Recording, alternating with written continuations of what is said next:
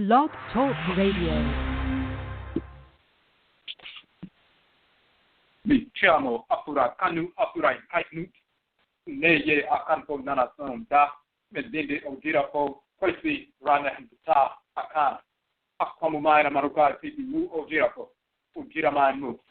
Greetings to all Afurakani, people, many African Black people today. AKANFO NANASOM Day, Ancient Authentic Akan Ancestral Religion Day.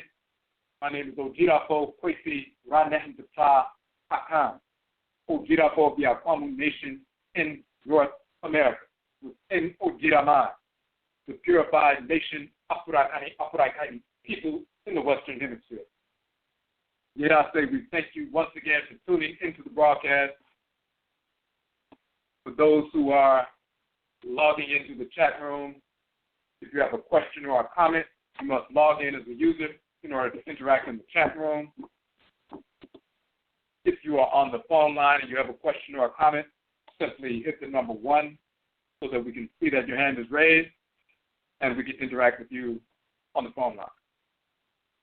For the individuals who are new to the broadcast, we typically have 4 broadcasts on a weekly basis. We have AKANFO NANASOM, Ancient Authentic Akan Ancestral Religion, on Joda on Monday night, on Abinada, Tuesday nights we have Ujira, where we deal with Akan and for Afurakani Ancestral Religion in general. On Joda Monday nights we deal with the Akan expression specifically, but on Tuesday nights, Abinada or Benada Tuesday nights for the Ujira broadcast, the purification, we deal with ancestral religion and how it impacts every aspect of the lives of Afurakani people, wherever we exist in the world, especially not only culturally and spiritually, but economically, politically, and so forth. On Wednesday night, we have Egua Marketplace Day. We showcase Afurakani businesses, organizations, and institutions, those who are serving the Afurakani community, those who maintain their ancestral religious values in the process, and through that process, serve our community. We have a Okom economic development model, which you can download from our page. That is an economic development model rooted in our ancestral religious values. Part of that process is what we call that strategy to starve the beast and feed the pride. That means we take an assessment or make an assessment of funds we would have potentially spent to the white and offspring every week, and then we starve the beast and feed the pride. We reallocate those funds away from the white businesses and direct them to the business organization or institution of the week. We showcase an Afurakani business organization or institution per week for optimal capital infusion. When you transfer $10 or $15 you would have wasted with the whites and their offspring directly to Black business of the week, that's a transfer of $10 to $15, and 1,000 of our people engage in that process.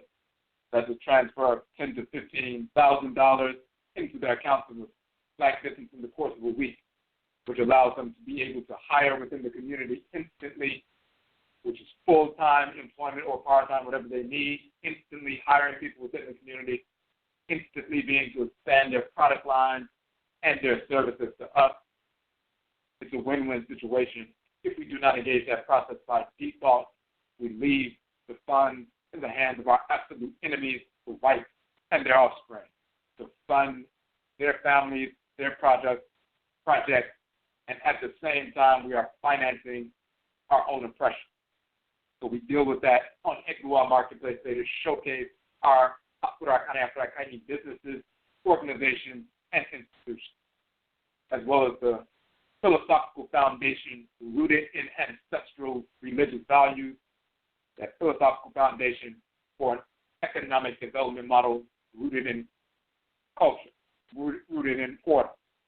We also have Amain Sem on Yada Thursdays, Yada Abada Thursdays. Amain Sem means affairs of the nation. We deal with specific issues that are confronting the Afurakani community, how to address those issues from an Amaniye perspective, a nationist perspective. We deal with Amaniye, Afurakani, Afurakani nationalism, African black nationalism, the purification of nationalism. We deal with nationalism or Amaniye, rooted in the reality that the Oman, the nation, for Afurakani, Afurakani people, our nation, a nation in and of itself, is a living, breathing entity that's governed by a specific abosom, specific spirit. It's the spirit that governs the nation. We are all component parts of that Afurakani, Afurakani nation governed by similar, not only ancestresses and ancestors, because we have blended blood circles, physically and ancestral blood circles, but we're governed by specific abosom, Orisha, Vodou, and so forth, because we have come together in a collective in a certain region of Asafe Afua, the fertile earth mother, to interact as an Afurakani, Afurakani collective. And when we understand the spiritual foundation of that coalescing in a specific region of the earth mother and so forth, then we understand what an Oman or nation is, and we can have a nationist approach or nationist how to address our issue, current issue, short-term, mid-term, long-term, and so forth. That's what we deal with on Yaga. Okay. So, and if you have if you want to interact in the chat room, you must log in with the username, as we said, for the new people who came in. If you have a question or a comment, hit the number 1 on the phone line so we can see that your hand is raised. First, we would just want to say, thank you to those who were able to come out to our first annual Ka-Et Soul Food event, that Ojiraman communal gathering we had this past minute on December 17th. Food vendors there, but we also did a presentation on the Kemeti Sekou, properly contextualizing Kemet as the ancestral and ritual component of ancestral religion, showing the actual, real connection and ancestral foundation of ancient Kemet, as well as Kanat, Egypt, and Nubia, to our various ancestral religious practices all over the continent, as well as we have moved and were forced to move or forced to migrate during the Muslim Cascade Great Diversity, the enslavement era. We maintain the exact same religious practice, dealing with the exact same deity that we dealt with in ancient Kemet. They still possess our people here in the Western Hemisphere, including in our expressions of ancestral religions such as the Akan religion in North America, which is Kudu, the Yoruba ancestral religion in North America, which is Juju, followed as MAA ancestral religion in North America, which is Vodou, and so forth. The various expressions that we maintained for hundreds of years here in North America. There's a direct link from ancient Kanit and Kanat to West Central South Africa, directly into North Central South America, the Caribbean, and Europe, unbroken for thousands of years. So we went into detail about that, gave away a free copy of the book, Kemet, Ntoro, the Black Nation and Divinity, where we properly define the term Kemet, as well as Ntoro, so-called Netter, misnomer Netter, show their cosmological foundation, both etymological origin and phonology and so forth, but the cosmological foundation connected to specific deities that give birth to these terms and show how they still exist with their exact same meaning, defining a people and nation and so forth in the Akan language as well. So we went into some detail about that. We still have a number of the books we passed out, and we have some that we still have. So, of course, those are available. So we just want to say Yedase to everyone who was able to come out, even those who were not able to come out, who thought that there was going to be a problem with the weather, which there was a big issue early in the morning. On early Saturday morning, it became very icy outside. There were crashes and deaths and so forth. Some people were nervous about coming out. It did warm up a little bit later in the day. It got up to about 50 degrees. So by the time we started our event, it was very mild. So everything went fine. So, but we still have the book that we gave away a free copy of the book. But of course, that book is available, the ebook version, online for free. All of our 24 books, the ebook versions, are online for free, available as free downloads. The softcover versions we do sell. That includes the Kemet Ntoro book. So those who have signed up and we're coming in from out of state, and we're not able to come in from out of state, weren't able to receive a free copy of the softcover book.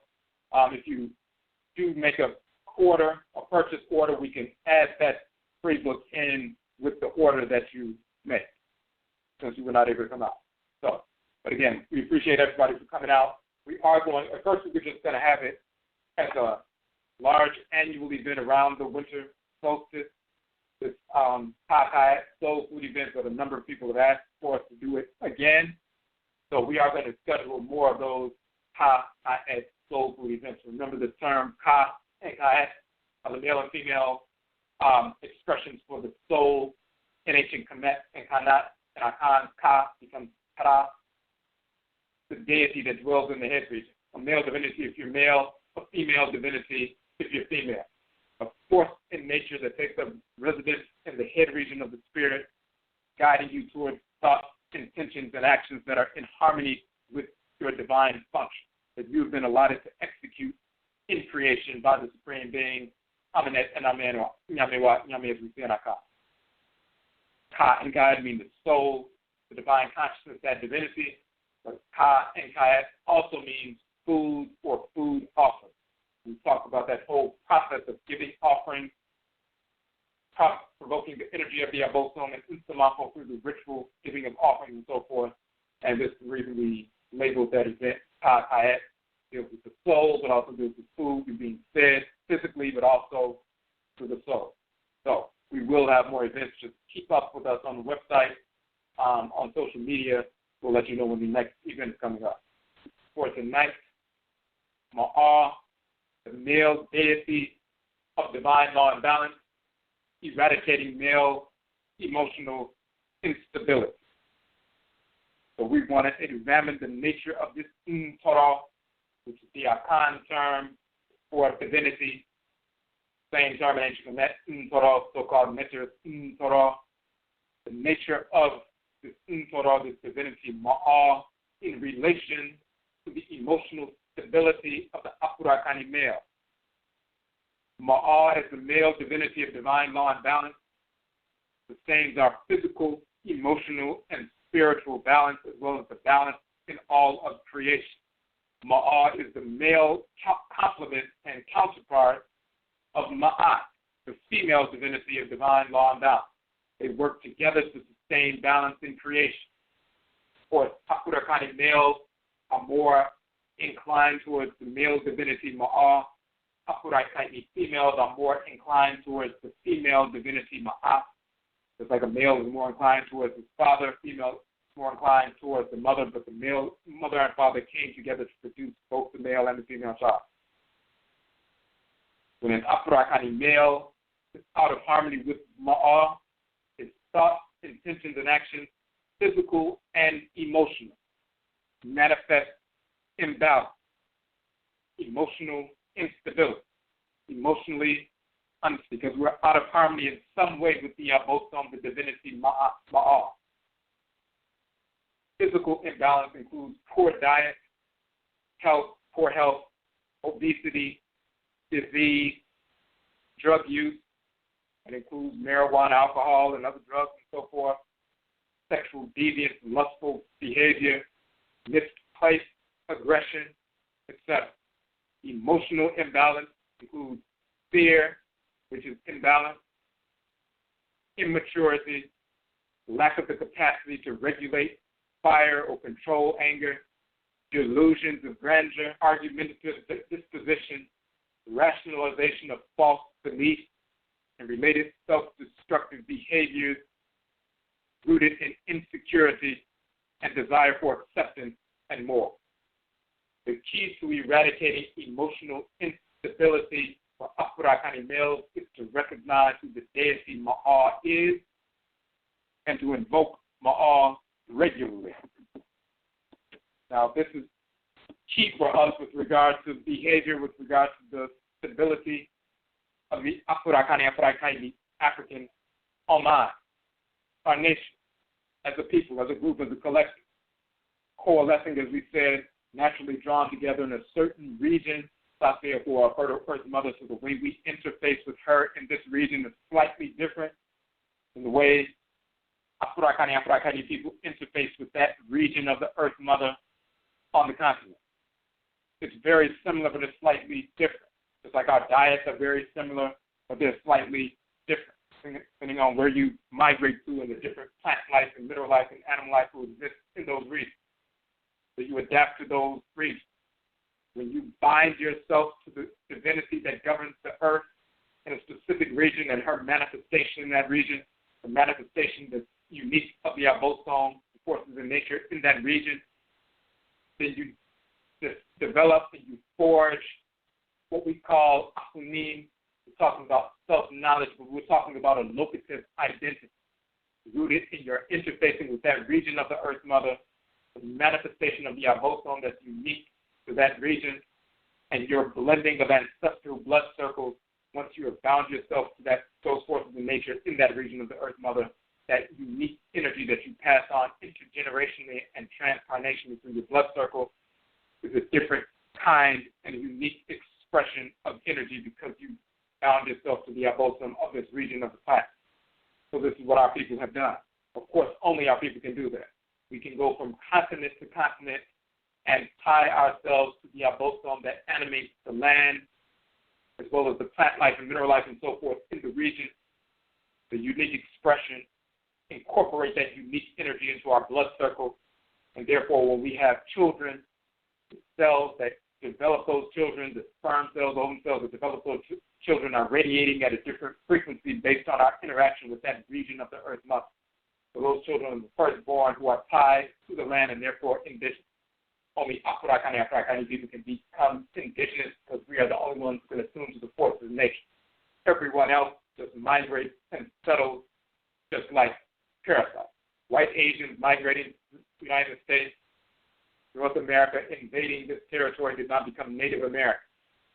They're not native anywhere. They're invaders to a region where our people already exist. So, this is what we deal with when we're talking about identity. When we forge that kind of identity, we begin to forge a collective that manifests as a mind, a nation, just like cells operating within a specific organ. They work together interdependently. They have their own needs. Cells need certain kinds of nourishment. Water, of course, nutrients, in the role with regard to the other cells within the organ or gland or system in which they are a component part. We are the same way as an Afurakani Oman, a nation. And we recognize ourselves as Ojira Man, the purified Ojira Oman nation, Oman, west land of the setting sun. When we utilize that term, Ojira Man is a designation for the purified nation in the land of the setting sun, the purified nation of Afurakani people in the Western Hemisphere. In order to maintain balance as an Oman, the males and the females within the Oman that make up the adult population in the Oman must balance themselves individually, and then they can be balanced collectively, as well as through marriage and so forth, but then as a collective, as adults. If we do not balance ourselves spiritually on a consistent basis, individually, then we won't be able to balance out someone else with regard to coupling and marriage and so forth, or just be a group of dysfunctional individuals trying to establish a functioning entity, a functioning nation. So we're focusing on the Divinity Maat tonight. Of course, we did a broadcast on the Ntoro, the Deity Maat, his relationship to the Ntoro, Divinity Maat. But this is key, especially on our side for males. And of course, same applies on the flip side for aligning with the female Divinity Maat for female. The key here is that most people, if you see people who are emotionally unstable, they manifest emotional instability. We're not just talking about people who are in quote-unquote mental health institutions. We're talking about average, everyday individuals, people who claim to be intelligent, whether they have degrees or they don't have degrees, They claim to be intelligent, claim to be grounded, claim to be focused. Very often people who get involved in something cultural or trying to engage in some kind of activity to make something happen within the culture. They can memorize sometimes a great deal of information or memorize specific kinds of bodies of information. Sometimes it's accurate. Very often it's inaccurate. They can become very articulate, even though they're articulating inaccurate information, but they can be persuasive sounding for those who are gullible, who are immature, who are not focused, those who are imbalanced. You have people who seem to have a great deal of information, but at the same time they are imbalanced. It manifests at some point.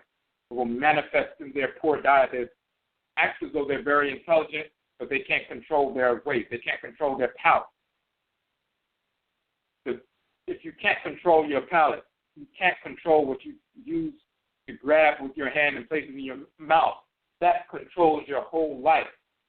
Then how are you going to contribute to balancing out and establishing and administrating a nation when you can't control putting your hand in a bowl or not putting your hand in a bowl or grabbing a drink or not grabbing a drink?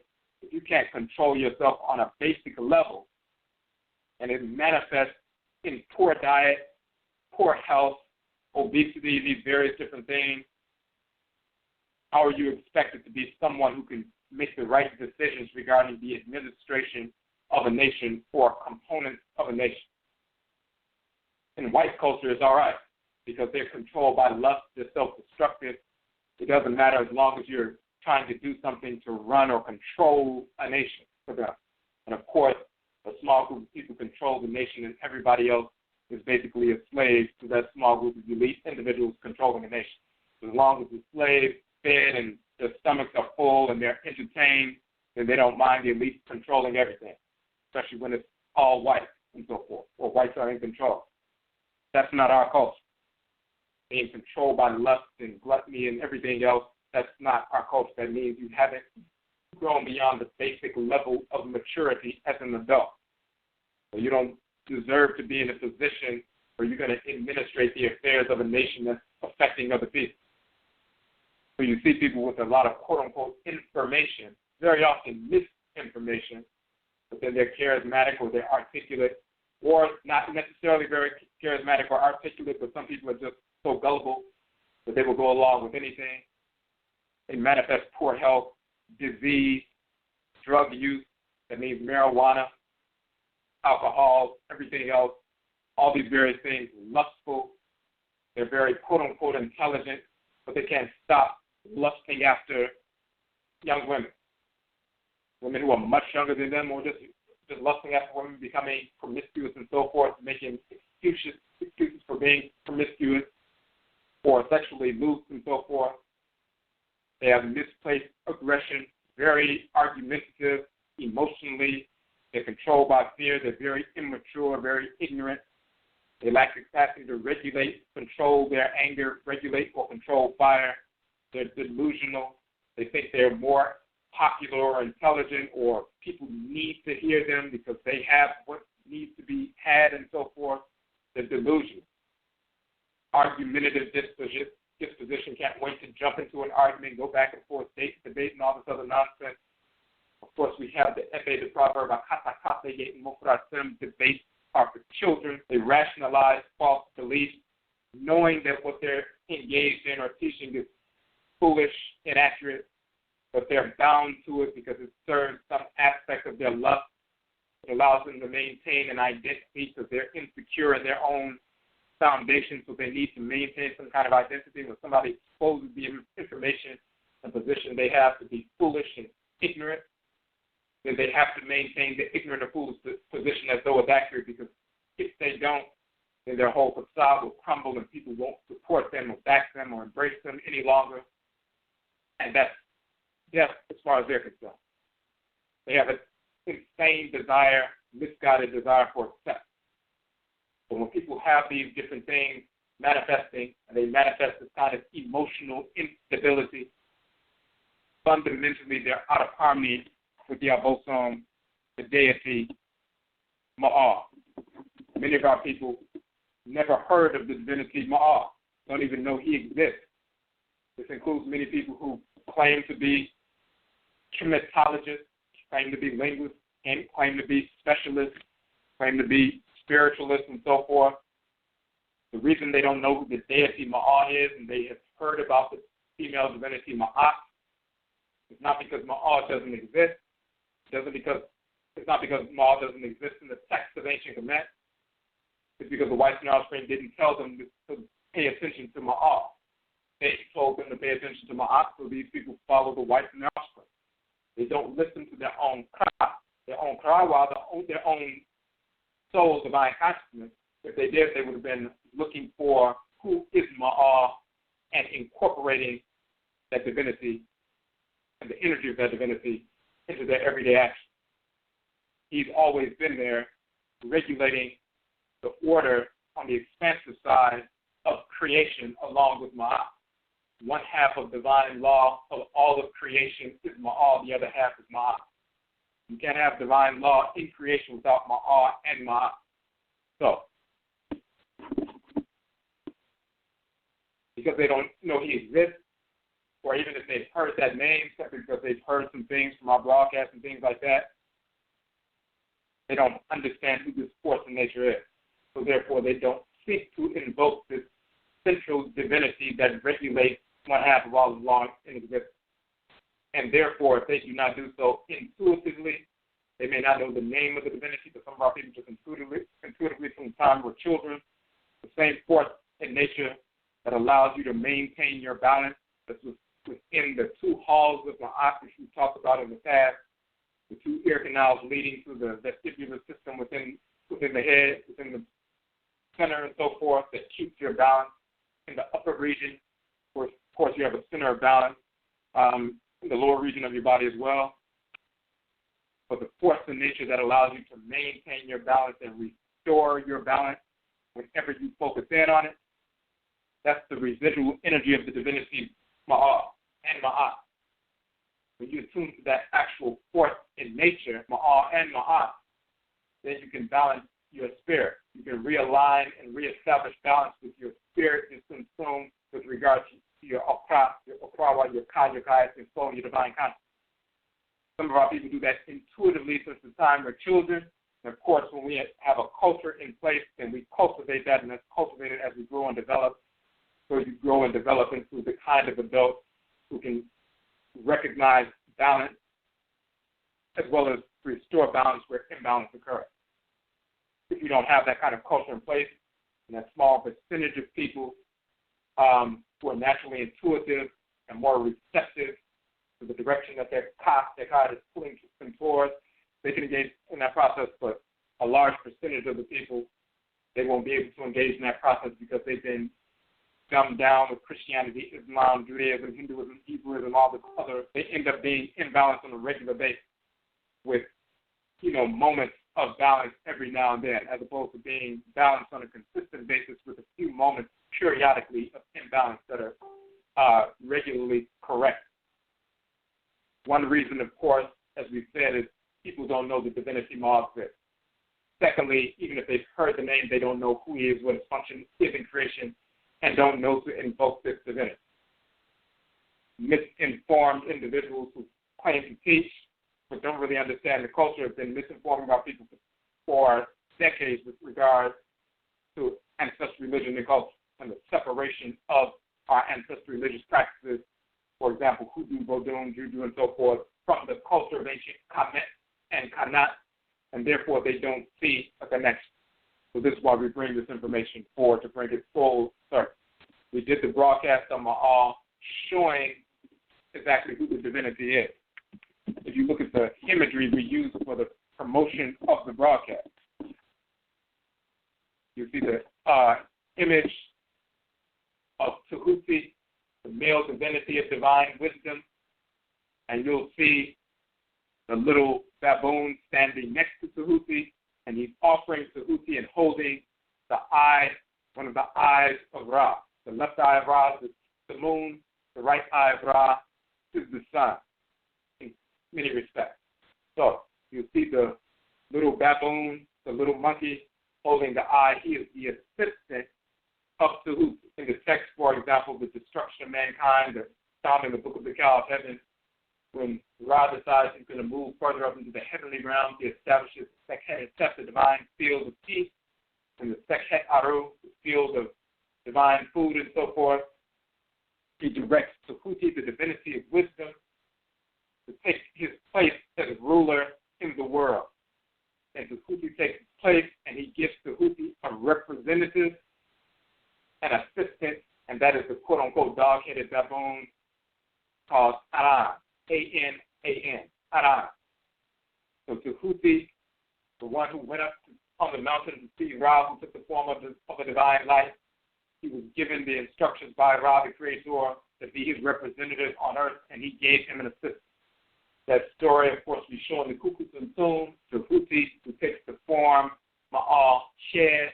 Ma'a, Shed means true of voice, true of word, and so forth. Ma'a, Shed was corrupted by the whites and offspring into Ma, Shed, and Moshe, and later Moses going up on the mountain and talking to God, who took the form of divine light, who told he's going to be the representative of the God on earth. Then he's given an assistant named Aaron. That comes from Aran. Aran, and you see this image of Tahuti, Moshe, and Aran, the dog-headed, quote-unquote, dog-headed baboon, which you're looking at, Moshe and Aran.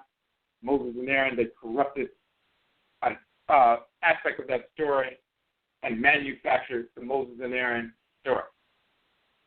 The key for us here is you have Tahuti, the divinity of wisdom, but you have that monkey as his assistant.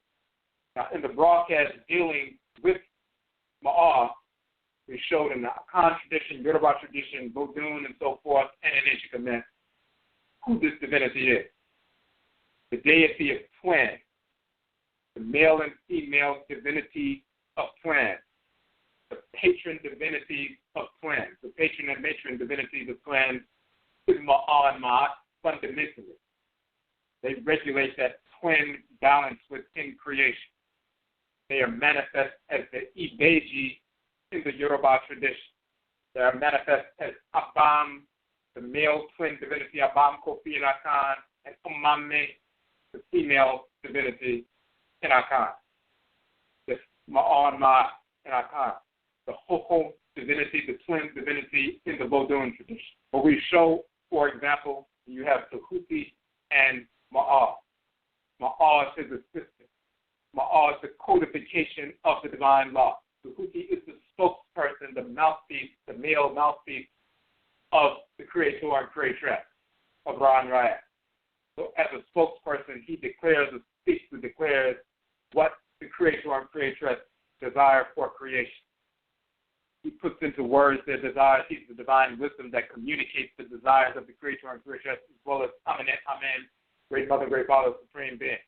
He is the Ochiame, as we say in Akan, Ochime, as written in Kemet, the spokesperson of the Supreme Being. And of course, the Shat, the female force of divine wisdom, is the female spokesperson for the divinities as well, the female divinity of divine wisdom.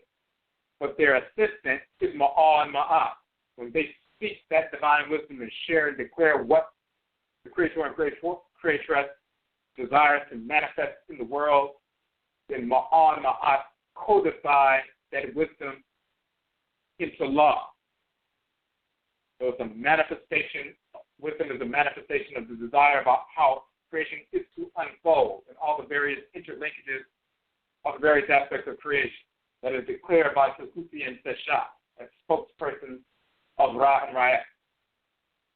That divine wisdom of how things are to unfold in creation is codified by Ma'a and Ma'at, and that is the manifestation of the law.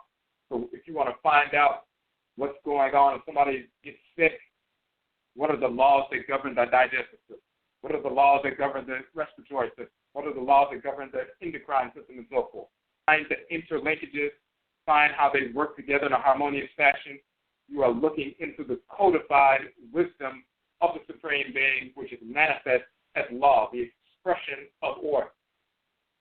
This is why Ma'a and Ma'at are the assistants of Tahuti and Sesha. This is why in the Yoruba tradition, Orunmila, the male divinity of divine wisdom, who is Tahuti in ancient Kemet, the male divinity of divine wisdom. They will talk about the Ibeji, the divine twin, the divine twin Orisha. There was a male and a female Ibeji when they were first born. They took the form, quote-unquote, colobus monkeys, and they looked like colobus monkeys and so forth, and they got along well with the other animals in the world and so forth, and they began to live out in nature with the other animals. They said the male Edom, meaning the male monkey, Edom, was a priest of Ifa. They said the Ifa that he learned on earth was not as powerful as the Ifa he learned when he was in heaven. But he became a priest of Ifa, meaning an assistant to Orunmila. So you have Orunmila, the male deity of divine wisdom. His assistant, a priest of Ifa, his assistant twin divinity who takes the form of a monkey. And he codifies the divine law as a diviner. You see that symbol in ancient Kemet. You see Tahuti sitting there in the bark, the male force of divine wisdom, and you see his assistant, the little monkey, giving him the eye of Heru, the illumination. That is a codification. The eye is something that can see. When you talk about an oracle, you can see into what's taking place, what's taking shape in the past, what's going to take place in the future based on what is going on right now, what divinities are governing certain situations, what ancestral spirits are governing certain situations, and so forth. You have sight, you have insight, divine insight, giving the eye of Ra, and this is that left eye, that lunar eye, and so forth. That exact same image and function and symbology and so forth you see in ancient Kemet is manifest in the Yoruba tradition. You see the same thing manifest in the Akan tradition. So the next image that we have for the promotional image for the broadcast, you see this monkey. It's a monkey standing with a bowl. The monkey standing with the bowl is a carving. It is from the Akan people in Ivory Coast. There are 11 million Akan people in Ghana, about 9 million Akan people in Ivory Coast. This particular statue is called the Mbara statue. This is key. The term Ma'a means law in ancient Kemet. The same term Ma'a, also pronounced Mara, is law in Akan. So just like you have the term Ka, which means soul in ancient Kemet, you have Ka, meaning soul in Akan, but also pronounced Kara with the extra Ara at the end, that emphatic particle. So you have Ka, meaning soul in Akan in ancient Kemet, Ka or Kara, meaning soul in Akan. You have Ba, meaning the divine spirit of life in ancient Kemet. You have Bara, which means the divine spirit of life in Akan, the root is Ba. You have Ma or Ma'a in ancient Kemet, meaning law. You have Mara, meaning law in Akan. This is key, because the term Ma'a or Mara in Akan is the same name, particular monkey. It's a Mara or Mbara monkey holding a vessel. Just like in ancient Kemet, the word for law is Ma'a. The word for the male divinity of law and balance is Ma'a. The word for law in Akan is Ma'a, as well as Mara. The name of this divinity is Mara, which is law. Who is this divinity holding this vessel? This Mara monkey is used in divination. The vessel he's holding is that calabash that is the codification of the divine law. He's holding that vessel. He assists the diviner, just like you see in Yoruba tradition, the Edom, the male Edom, the priest of Ifa, he was assistant of Orunmila. Just as you see in ancient Kemet, you see the monkey holding the eye. Here we have the monkey holding the vessel. That vessel contains water, amongst other things. When we engaged in water divination, we gaze into the water. And the abosom show themselves and manifest so that we can see them and interact with them. The Instalafo, the ancestral spirit, manifest so we can see them, interact with them, and they show us what's going on in the life of the queer. So, for example, in Akwamuman, Amarukai City Movie, Akwamu Nation, in North America, our major form of Adebisa, of divination, is Wabo Jira Adebisa. And the process is we use Nwora, which are shells, seashells, Nwora. We cast them into Ntoro, into water, and the Abosom show us what's taking place within the life of the person. In the same fashion, here you have this vessel that includes water, amongst other things in the vessel, held by this Mara, this divinity, Mara, which is Ma'a, this divinity. When you look into the water, that is the eye. That is where you, the gateway to the spirit realm, you get that insight. This monkey, Mara, is the same Mara monkey giving the eye of Heru, or the eye of Ra, to the male divinity, Tahuti. Because this monkey in Akan is a divination statue, the divination statue that contains the spirit of the divinity Mara, who is the assistant or codification of the law, the assistant of Tahuti. In Akan, Tahuti is called Tek, just like he's called Tek in ancient Kemet, also Tahuti. In Akan, he's also called Bray Chiri Kunuwate. We're going to get into that. So, we have, in all three traditions, we have the exact same manifestation. The force of divine wisdom as an assistant who's the monkey, who's also the codification of the law. Now, that Mara monkey, we also show, next to him, we show the deity in human, male human form, Ma'a. That's from the Shat Dua, the book of what is in the underworld, in the 11th hour of the night, prior to the sun, when the sun is going through the underworld, when Ra is in his boat of the Aten, boat of the sun, sailing through the underworld in the 12 hours of the night. It's to hour 11, they're getting ready to prepare so they can come out of the underworld and cross into the physical realm. And then the boat will no longer be in the underworld, it will be back up in the sky. Ra will no longer be Afura, the ram-headed form, but he will take on the form of the hawk, the avian animal, the flying animal, and so forth, and will sail through the sky in the boat of the Aten, the boat of the sun. But when they're going through the underworld, when they get close to the end of the underworld, they're about to cross over into that liminal phase, so they can cross over into the quote-unquote sunrise. You see the male divinity Ma'a in that region where they're about to cross over from the physical realm to the spirit realm. That balance between the physical and the spirit. You see the monkey standing there with the vessel. Look into that vessel, that container, that divination container. It's the balance going from the physical world to the spirit realm. You look at the monkey standing next to Tahuti in the bark. That insight shows you from the physical world what's going on in the spirit realm.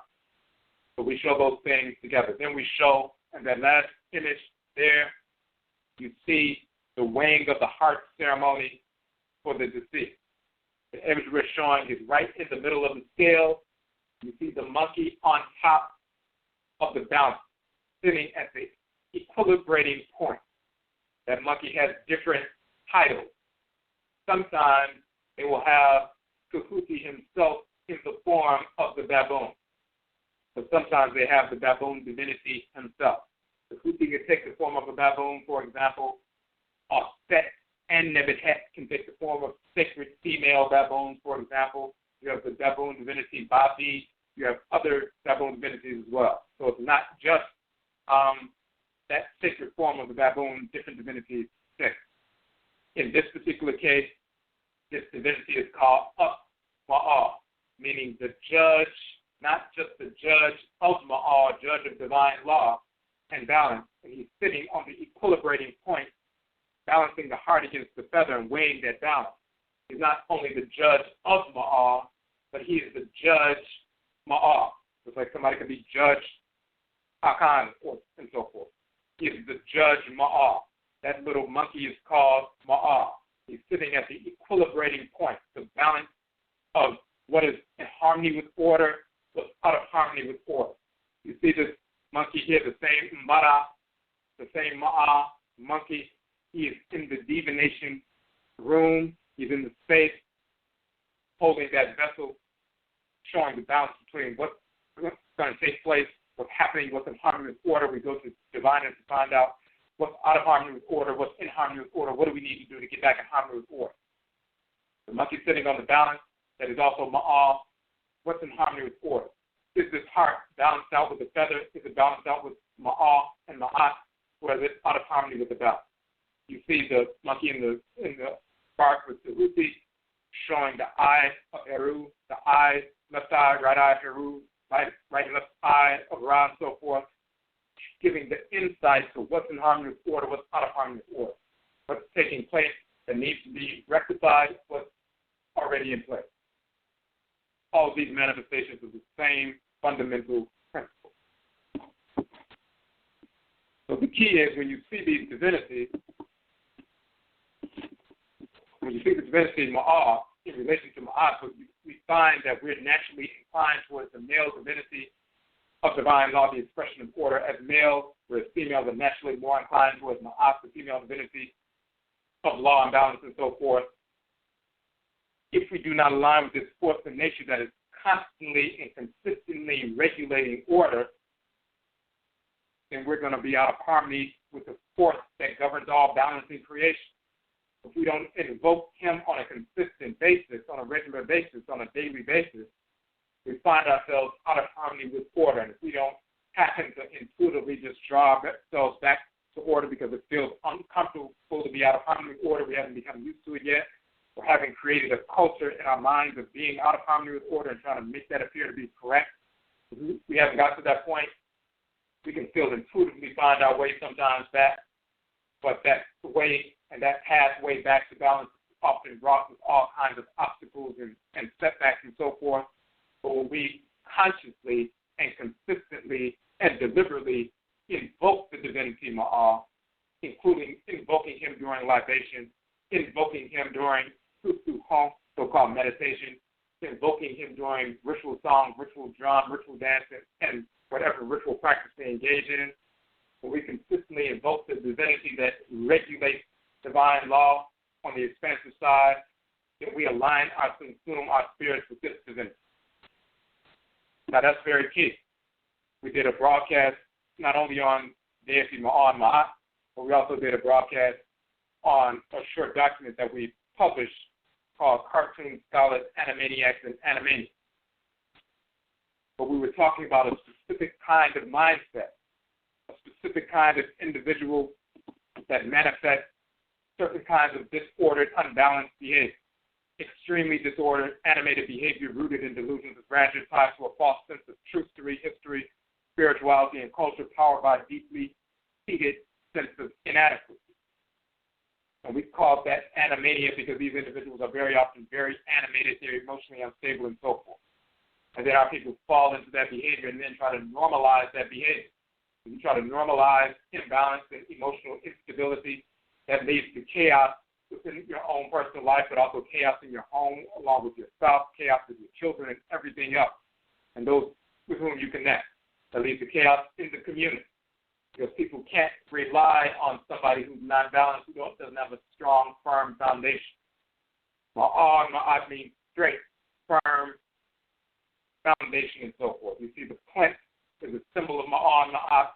You see the divinity standing upon this firm foundation. You don't have a strong, secure, firm foundation. Society is built on a weak foundation and can collapse at any moment. The same is true not only physically, if you don't have the physical nutrients in your body to keep you strong and so forth, you can collapse under the assault of some free radical molecules or viral agents and so forth. If you don't have a strong spiritual foundation, then the slightest attack causes you to melt down. You become emotionally unstable, start swinging wildly, trying to preserve your ignorance, preserve your immature disposition that you built a facade and a personality and a reputation upon. So we did that broadcast dealing with emotionally unstable individuals trying to manifest themselves as teachers and scholars and priests and priestesses and elders and babas and iyas and everything else. But we see the manifestation of that on a regular basis. We're going to pull up real quick. If you look on ojfu.com/Nhoma, the Okra Complex book, our book, The Okra Complex. We want to pull up a specific section there to show the ramifications of what takes place. And we just want to read it out for you, and we'll give you the page in a second. So when you go to the page,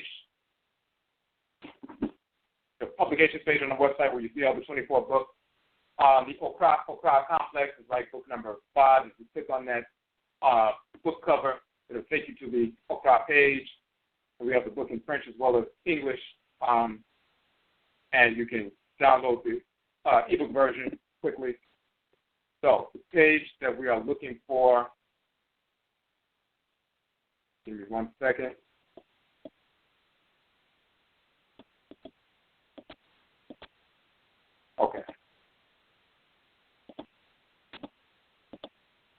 Okay, so page 50, in the Okra complex, the soul of AKANFO. Now, we have the symbol of Sankofa, and the MAA so-called proverb of that taking the symbol of Sewo Deity, Nabo Sankofa Yin Chi, which means if you're forgetting, you return, go and grab from your ancestral past to understand it is not hated, it is not taboo. This is the key here. When we engage in disorder, we make ourselves repulsive to Inyamewa, Inyame, the Supreme Being, the Abosom, the Deity, the forces in nature, the Nananom Insamanfo, the spiritually cultivated ancestresses and ancestors, and to our own Okra, Aka, the deity dwelling in our head region. If we continue to dwell in the disorder, and this goes for individuals as well as a collective of individuals, if we continue to dwell in the disorder, the Okra, the soul that dwells in the head region, which is the deity, is repelled, similar to the repulsion of two magnets being placed together on a table with the same polarity facing one another. You repel your own soul. Until you reverse the polarities, the magnets will automatically repel. Until we reject disorder and realign with order, the Okra, the soul is repulsed and repelled. In this condition, we can manifest temporary Akan term for psychosis. Indeed, psychosis is properly defined fundamentally as disalignment from the Okra, the soul of the divine consciousness. We said temporary psychosis. If one continues to dwell in disorder, thoughts, intentions, and actions with deliberate effort, the Okra, the Kadakayat, will detach from the individual. The soul will separate itself, its deity will separate itself from your head region. In our Khan culture, it is said in such an instance, Nekra Idriane, meaning his Okra has fled from him. Idriane means to flee. So he fled from him. This is a grave situation which must be addressed ritually. If the individual does not ritually restore order to himself or herself and draw his or her Okra back to his or her Sun spirit, the Okra will return to Inyamewa, Inyame, the great mother, great father, supreme being, never to return to the individual. It's akin to a drop of water. If it fell on your arm, that's one thing. If a drop of water fell in the ocean, then it will dissolve in the ocean. You will never see that drop of water again. If the Okra that was assigned to you by Inyamewa, Inyame, if you repel that deity because you're constantly engaged in disorder with deliberate effort, not saying making honest mistakes, but you're deliberately going against what you know is accurate because you want to follow lust and self-destructive criminal activity and everything else, with deliberate effort, then you repel the crop. Like somebody engaged in all kinds of lust, bisexuality, homosexuality, promiscuity, all kinds of lust and thievery, and all different kinds of self-destructive behavior. Constantly engage in repulsive behavior with deliberate effort, the crowd will not just separate from you, because that can happen. Somebody just engaged in self-destructive behavior. The crowd can separate, but it will still be within the periphery of your physical head. The spiritual head will be outside of the physical head. It will be aligned, but it will still be in the orbit of your spirit.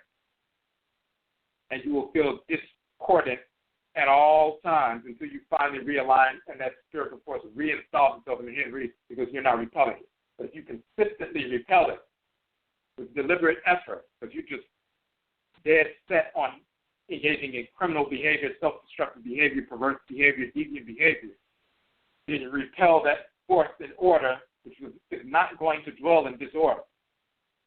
You continue to dwell in disorder, you repel that force, it moves away from temporary dying, temporary psychosis to other manifestations.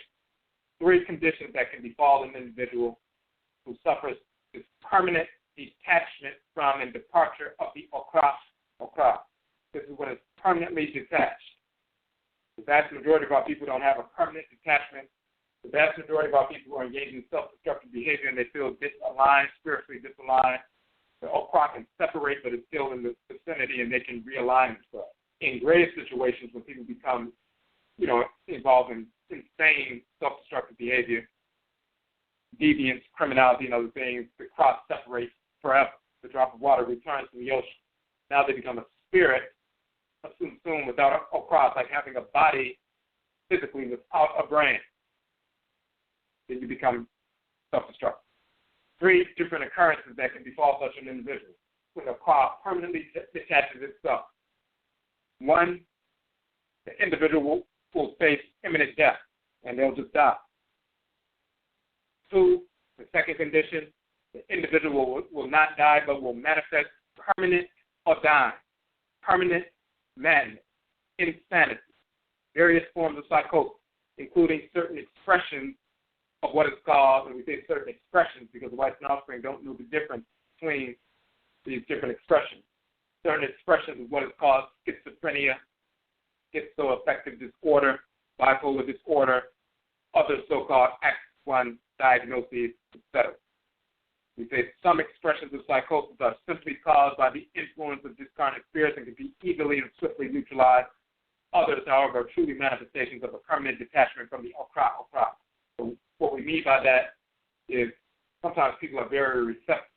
Sometimes people who end up in behavioral health institutions, mental health institutions, or they're in a psychiatric ward of a hospital, or they're forced, adjudicated to go to or committed to an actual psychiatric hospital, a secure facility, a locked facility, and so forth. Sometimes these individuals are just very receptive, and they can hear ancestors and ancestors.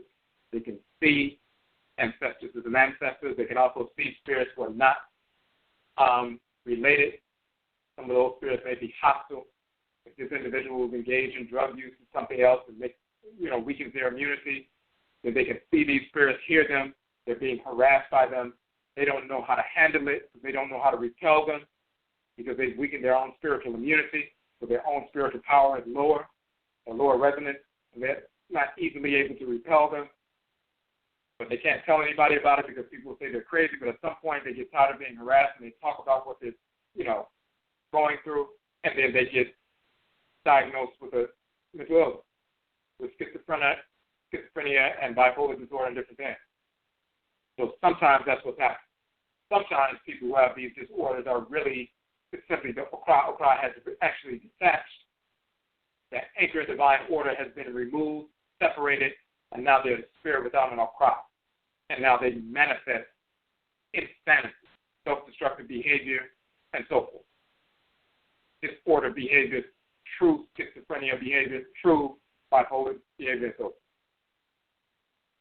The third instance is the individual will manifest extreme antisocial behavior, internalized odin, externalized insanity, committing murder, rape, child molestation, various forms of criminality, various other forms of perversity, including sexual deviance, homosexuality, bisexuality, criminal dishonesty, intellectual dishonesty, spiritual perversity, oppressing other people and entities, displaying so-called psychopathic behavior and antisocial personality disorder, and so forth. And we also say, some forms of odin psychosis can be internalized, self-destructive, self-mutilating behaviors, suicidal, etc. Some forms of odin are externalized, affecting the individual as well as others. Homosexuality, dissexuality is an example of externalized ordain or insanity, madness, mental illness, spiritual disposition. It is a disalignment from the okra, which manifests in the individual and motivates the individual to conscript others into the ordain, the psychosis. Homosexuality, dissexuality resulting from an Afurakani, or African individual being victimized. For example, molested as a child can be a form of temporary ordain, detachment of the okra, which can be corrected by realigning with the okra ritual. Otherwise, the okra will permanently detach and the ordain becomes permanent.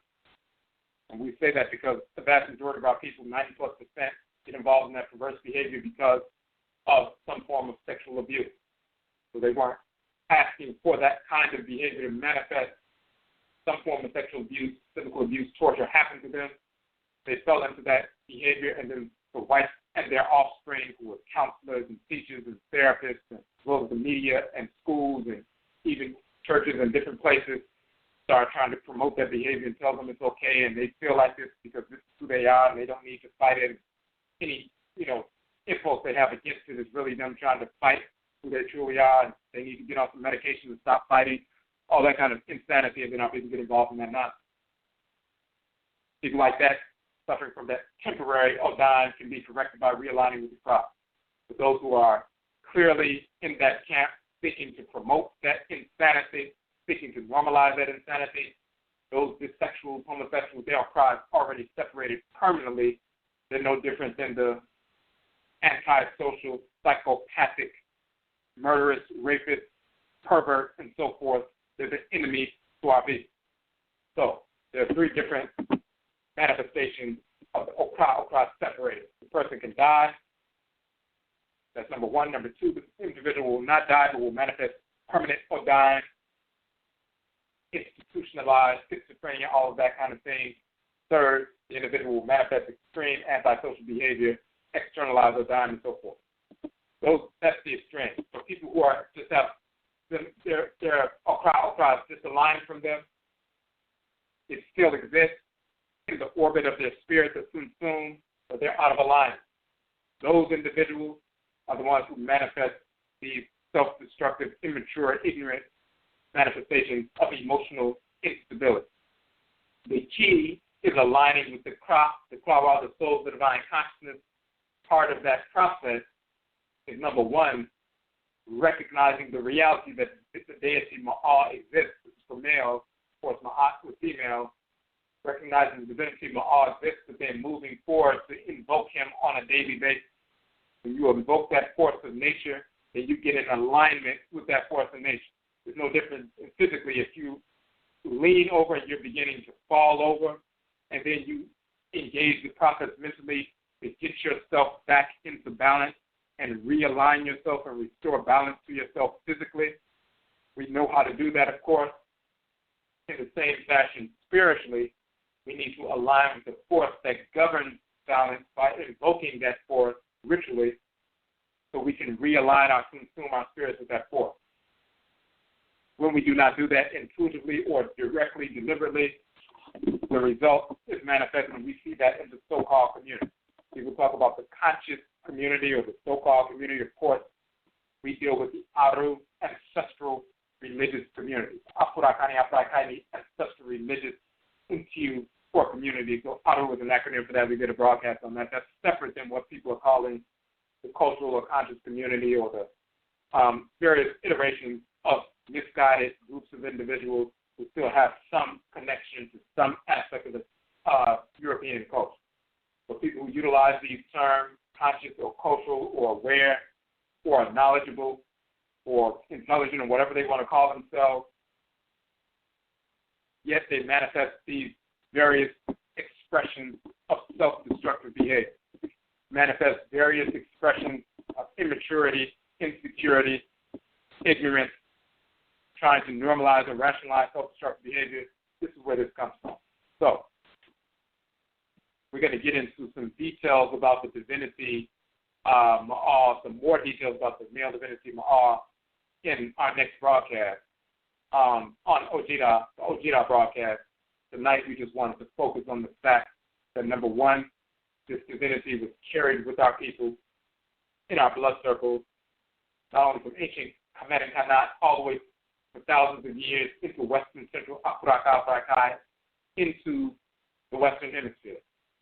So we said Ma'a Maat governed twins, the balance of creation, Deity in the Yoruba tradition, Ntoro in the Akan tradition, the Hoho in the Vodun tradition. Twins are children who are born and connected to these divinities, Ma'a and Maat. They call it Bam and Omame in Akan tradition. In the Akan tradition, there's a twin festival at the beginning of the year, twin festival at the harvesting of crops, but also the time of fertility and so forth. The end of one cycle, the beginning of the next cycle. It's that dividing line, that balancing point, just like between the physical world and the spirit realm, between conception and which is the seed, planting time, the conception, and then the harvest, the manifestation. So the twins have that because the twins are children of these forces of law and balance. They have the energy that is connected to those forces of law and balance. When you see the monkey giving the eye of Heru, eye of Ra, to Tahuti, this force of divine wisdom, when you see the monkey sitting on the balancing point of the scale of Ma'at, dealing with what's in harmony with balance, looking into the heart of the individual to see if it's in harmony with divine order, divine law, and balance and so forth. When you see the monkey with the bow, the Mbara, monkey in Akan tradition, holding the vessel, that divination vessel, looking into the heart of the individual, looking into the past and the future and so forth, how it's impacting the present. When they're seeing inside of that, we're showing that the twins, the children, have that manifestation of that kind of insight. They'll talk about twins having a special kind of spirit, simply meaning they're governed by Ma'a and Ma'at. So they manifest that kind of temperament. Sometimes you will see the term Ma'a and Ma'at spelled with two I's. Ma'a means seer. It can also mean the name of a priest or a priestess. The two I's are called Aritu, but they're also called Ariti, but they're also called Ma'ati. So the term for I is Ari, but it can also be Ma'a, the one who can see. Twins are children of Ma'a and Ma'at, children of Babam and Mame. So they are seers. They have special ceremonies. They deal with fertility. They deal with the end of one cycle, beginning of the next cycle, going from the spirit world to the physical world and the balance in between and so forth. So we get into North America and the Hoodoo tradition, Vodun and Juju and so forth. People understand that when children are born and they're twins, they carry a specific kind of balancing energy in the world, and they're given special attention. And the same is true with children of different kinds of abosom as well. But we maintain that understanding of that polar force, that polarity of male and female, balance of male and female with the twins when they manifest. We know there's a different kind of energy coming into the world, so they're given special attention here. The same is true on the continent. There's cults of twins where they have specific cleansing rituals and beads and so forth, and divination and harvesting and offerings and possessions and so forth, dealing with that cult of twins. And that's all over the continent. All these things are unbroken for thousands of years, over the course of thousands of years, and traversing two continents, even 3 continents into South America, where some of our people were forced into the Western Hemisphere during the Musul Keti, forced into South America as well as North America, Central America, the Caribbean, and Europe. So I want to look in the chat room real quick. If you have any questions in the chat room, you must log in as a user in order to interact in the chat room. If you have any questions or comments on the phone line, you must hit the number 1 so we can see that your hand is raised. Okay. A question in the chat room. And before we get to that, so we just wanted to show, we're going to have, if you listen to the broadcast dealing with Ma'a and his relationship with the goddess Ma'at, we go into the cosmology of showing the identity of this divinity across the Akan, Yoruba, Vodun, ancient Kemet, and so forth. And we talk about who this divinity is. Today we want to talk about Ma'a, the male divinity, and showing that unless Afurakani men align with that specific divinity, the force of law and balance, then we will never be truly balanced.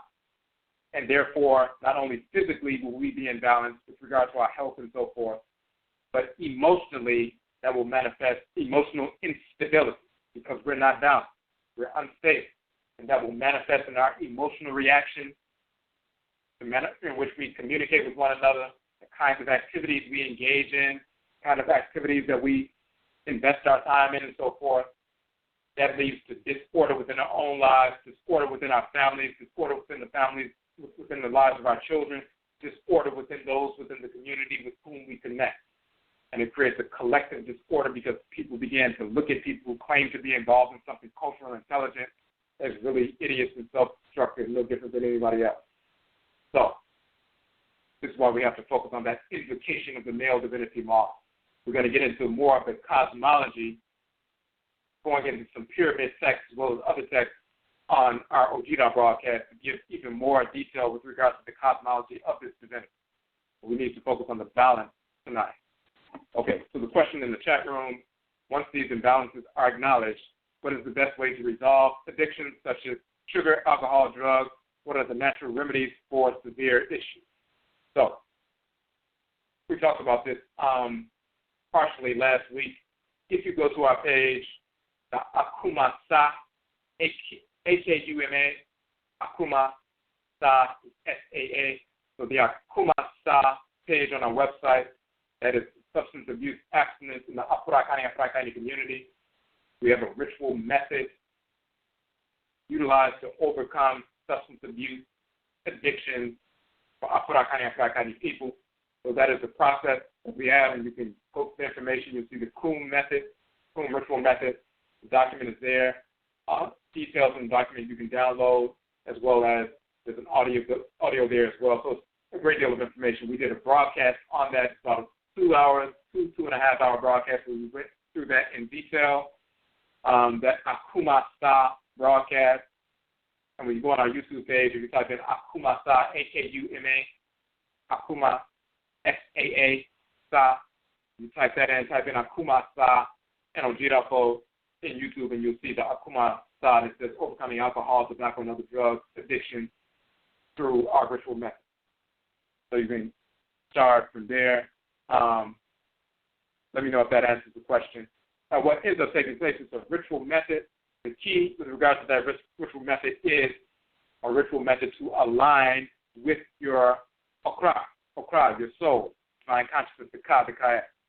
And when you engage that process, then things begin to change with regard to your habits, your conditionings, and so forth. Many people, before they go through that entire process, that 21-day process, they already have kicked the addiction before they go through the entire process. So, but what happens is not only do you begin to transform your conditionings and realign your priorities and your desires, you strengthen your sensum, your spirit, that immunity begins to increase. It's easier to repel those conditioned desires and so forth until you extinguish them. And then you also draw people in people and resources into your sphere of awareness that have specific resources for you. For example, you draw into your sphere of awareness someone who's a naturopathic physician, and they can tell you specific things with regard to certain dietary issues that you have that will even exacerbate already, deeply held conditions. The desire for certain kinds of, marijuana, sugar, alcohol, whatever it is. To engage that ritual process, you repel those desires, and you draw people into your sphere of awareness to actually give you more information specifically about what you've been meditating about. They just show up across your path, and it's not by happenstance, but you're put in position by your to cross paths with people who have even more information that confirms and strengthens you along the way. So that's how that process unfolds. Okay, so we're going to go to the phone line. Can you on the phone line number 7412? You got a question or comment? Yes, that's up, Brother Kwesi. What's up?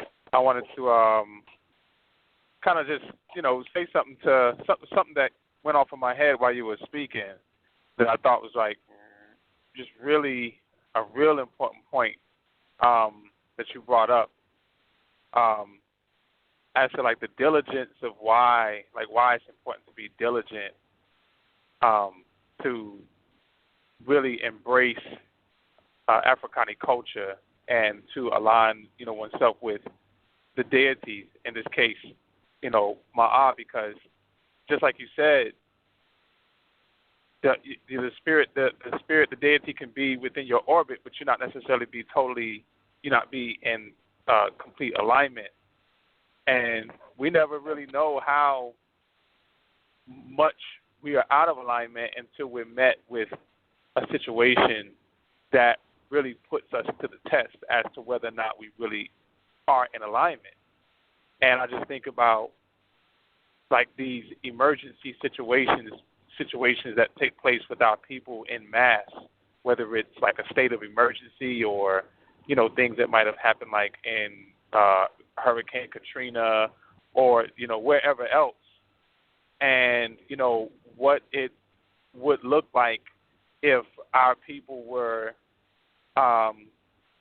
in those type of situations, whether individual or collective, and, practicing our culture, practicing, our spiritual systems, aligning ourselves with our Okra and, the deities that govern our head, would those types of things have happened the way that they have, when food supply gets short, water gets short, resources that we need get short, it seems to me that people who would be in alignment would not panic. They would not, resort to like barbaric,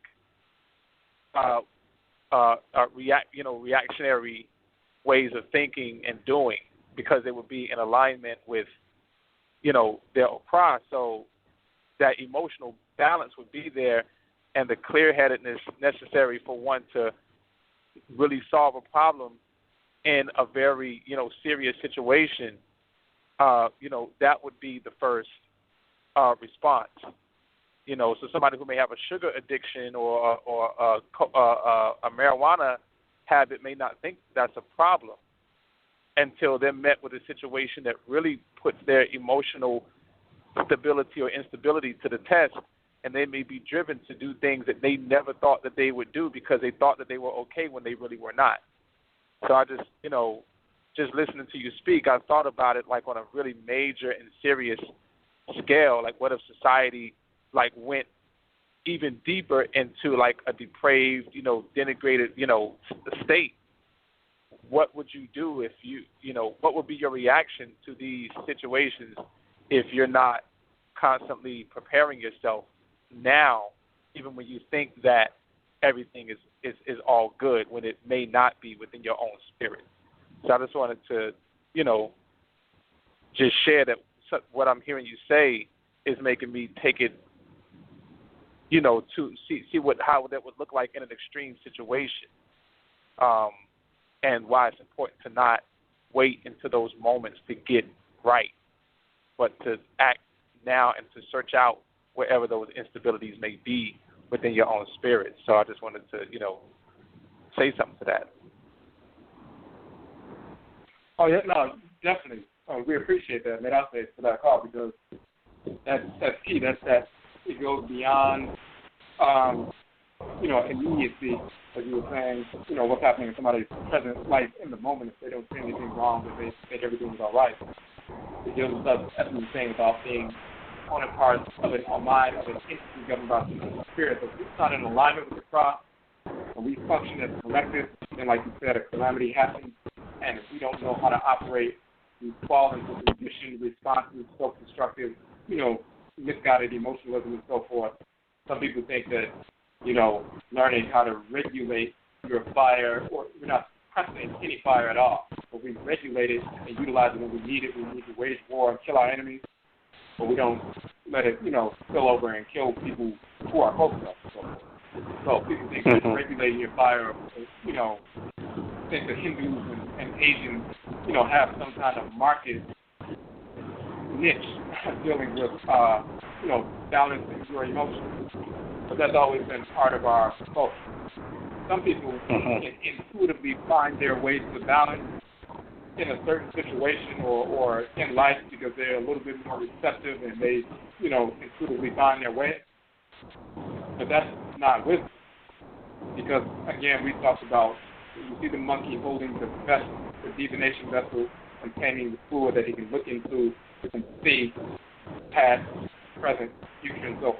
You see the monkey holding the eye of Ra, giving it the divinity of wisdom. That eye can see the future, the present, what can take shape, what are the shaping factors that are unfolding right now that will lead to something in the future.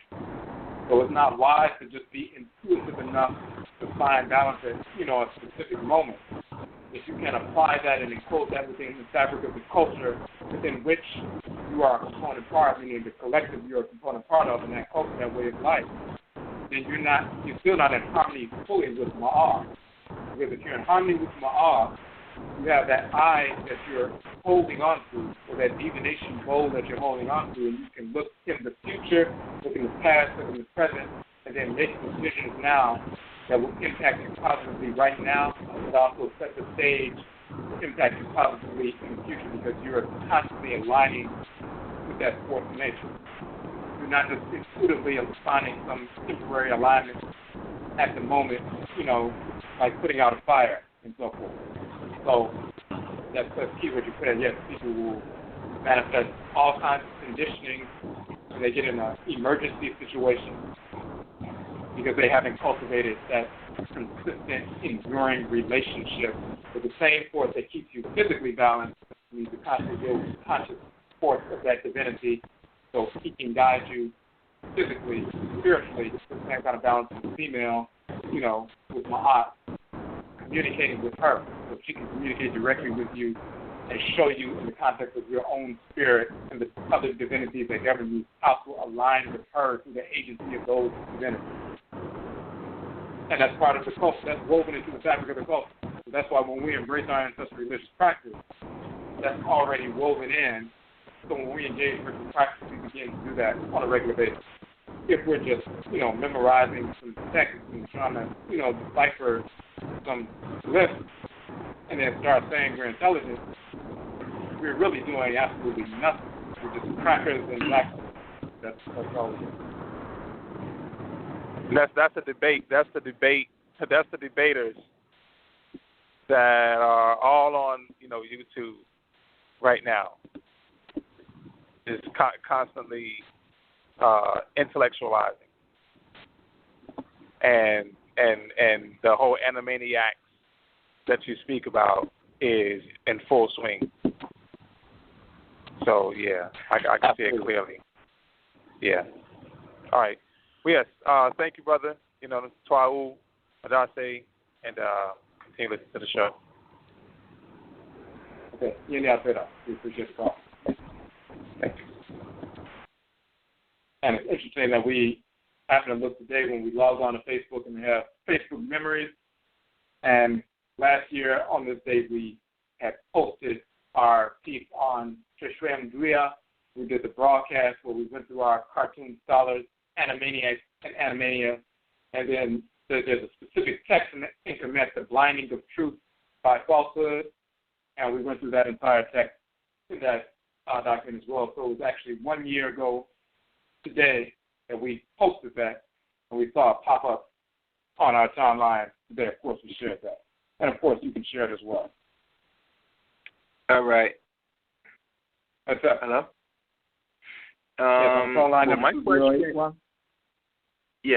My question, Kwesi, in regards to my in your own publication, is it also different deities will between male and female, Maat is also found in Book of the Dead or another book? It could be also found. For example, if I want to show somebody else besides your book to show a reference to what is not seen. Right. So you find a couple of places, and we list different ones in that broadcast we did. But for example, the late period text, the so-called Nessie Min Papyrus, the Bremner Rim Papyrus, in the British Museum, number 10,188. That's the number of the papyrus. But when they're talking about the creation of the world, this is a late period text. They're talking about the book of knowing the manifestations of Ra and of overthrowing Apep. So there are two versions of that creation account. One is a little bit more extensive than the other, part A and part B. Part B restates what part A says, but adds a little bit more information, a little bit more material. And part A, when they talk about and this is Atem talking about how he's a functionary of Ra, and he's engaged in the process of creating the world. So, as a functionary of Ra. So when he talks about in a specific section, not could I find a place whereupon I could stand before, the earth was founded and so forth. He said he laid a foundation in Ma'a and he made the various attributes. Now, many people translate that specific section as he laid a foundation in Ma'at. Simply don't look at the text. They look at a translation and most people say Ma'at. If you look in section A, the glyph is for the deity Ma'a, and then the determinative is a seated male deity. It's not a seated female deity, it's a seated male deity. It's the deity Ma'a. So he lays a foundation in Ma'a and then begins the creation process and concretizing process of the universe.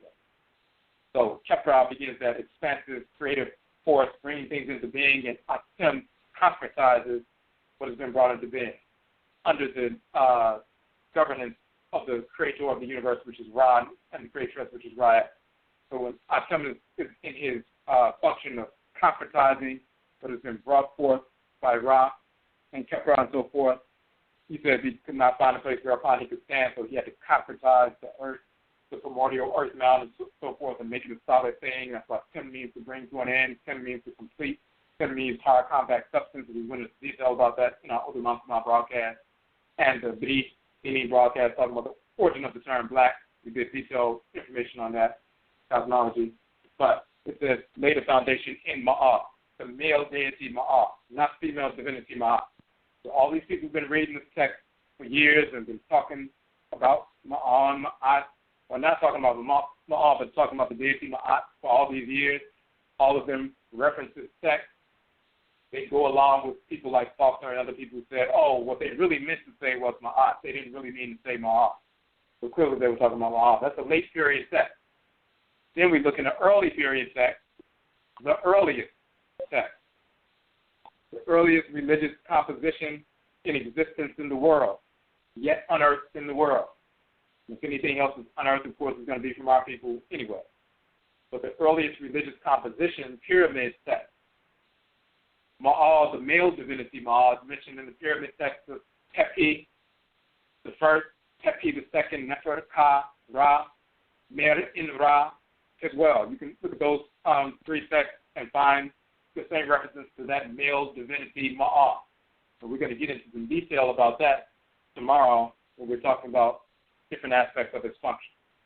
So we chose those two from the pyramid text, the earliest text in existence, all the way to the late period of ancient Kemet. By the time you get when the Greeks begin to invade and so forth, we're spanning the entire quote-unquote dynastic period. From the earliest text to the latest text, you still find Ma'a in both. Okay. All right. I'll tune into tomorrow's broadcast. It's a lot of research digging up just because, like I said before, presenting this to the average person that still holds to the word Ma'at and really don't know the other balance inside of it.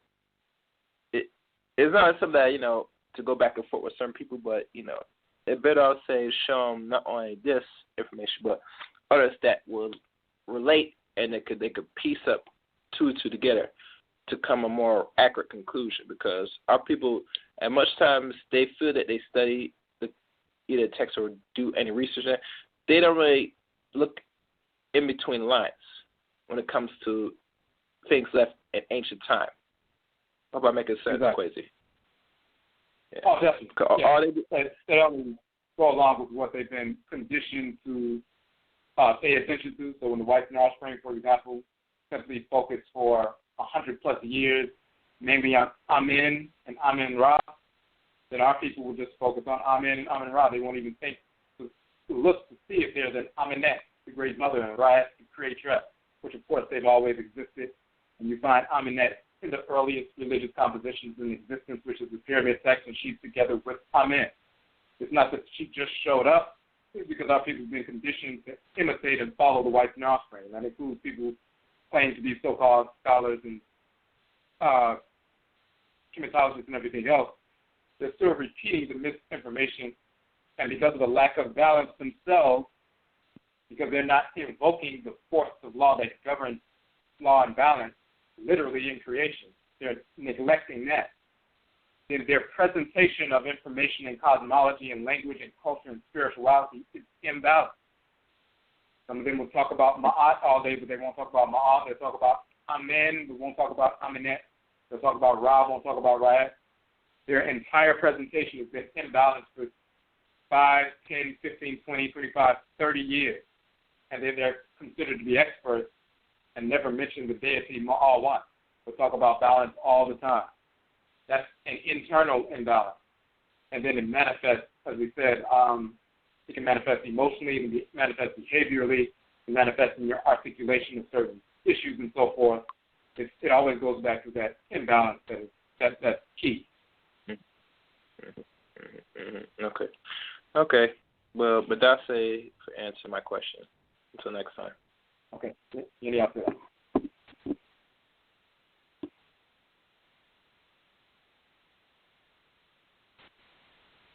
And to just expand further on that point, for our people who have not been so conditioned with the information of the white snare offspring, when they first begin to study certain things with regards to ancient culture, trustery, civilization, their own krawa will direct them to say, listen, there's more to it than this. Surely there's something wrong here. There's something missing. There's something imbalanced.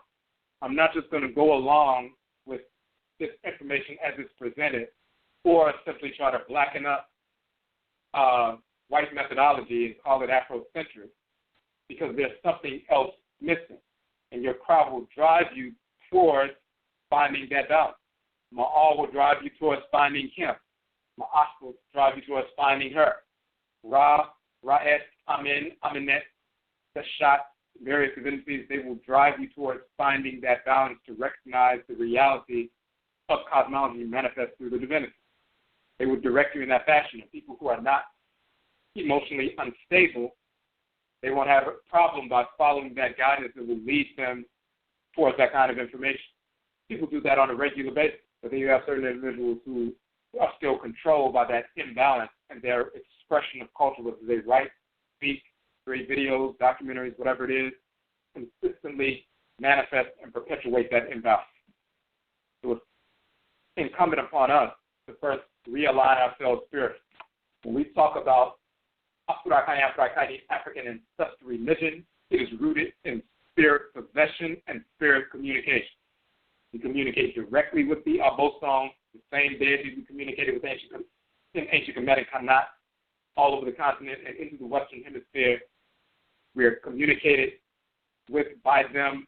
They possess, they show themselves, they direct us to accurate information, whether it's healing, whether it's dealing with culture, whether it's dealing with language, any kind of information, and they direct us to confirmation of these things. And then we convey that to those with whom we are in contact. And when people engage that process fully and not on some silly secular, atheistic pseudo-nationalism or something like that, when they're fully grounded in nationism, Amaniye, then you'll begin to see that the kind of information that you uncover and that you verify stands up against the misinformation, and eventually the misinformation falls by the wayside. People may feel like, they're getting their word out with the misinformation for a while, but eventually it falls by the wayside because it cannot stand up to reality. They talk about Ma'at as well as Ma'al is truth law of balance, that which is straight, that which is real, that which is enduring. Misinformation can't stand up to accurate information when they're placed side by side. You don't even have to say anything. You place them side by side and the misinformation falls apart. Michelle on the phone line. You had a question or a comment? Yes, Michiyama, and good evening, Kwesi and everyone.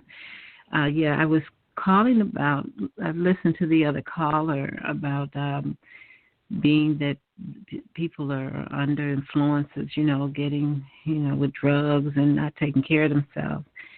When he was saying that it's natural disaster, something, serious was to happen, they're not prepared and things like that. What I was thinking too, people, isn't it that they should you consult like their shrines and their bosoms on this type of thing too? Like, wouldn't that be more of what they need to do is get into? I know the Maat and everything, but with the shrine as well. Is that something that? Right. So when that's part of that process. So when someone is in the process of, in two ways. Number one, individually, when someone is in the process of going to their own shrine. So we have a shrine for our Insamanto, our Nananom Insamanto, our spiritually cultivated ancestors and ancestors. They give us guidance on specific things. We also have a shrine for our own Ka, or Kaya, Pra, the Prawa. In that ritual work with that specific shrine with the Ka and the Kaya, that invocation of Ma'a and Maat is part of that process. So they will show you even the best way to align your spirit in balance with them through the agency of your own craft. So when you're invoking your craft, your prawa, that is inclusive of including Ma'a and Ma'at in that process. So that's on the individual side. But then, like we said, collectively, when our people weave that into the fabric of the culture, then yes, we're going to the shrine, just like most people plan out their day, or they plan a trip, or they plan an event that may happen in a few months. They say, we're going to have this event on this particular month. We're going to check the date to see if it's available. If it's available, we'll get a venue and we'll do this and do that. People plan certain things. We plan our lives out, but that includes the divinatory process, oracular divination, adibisa.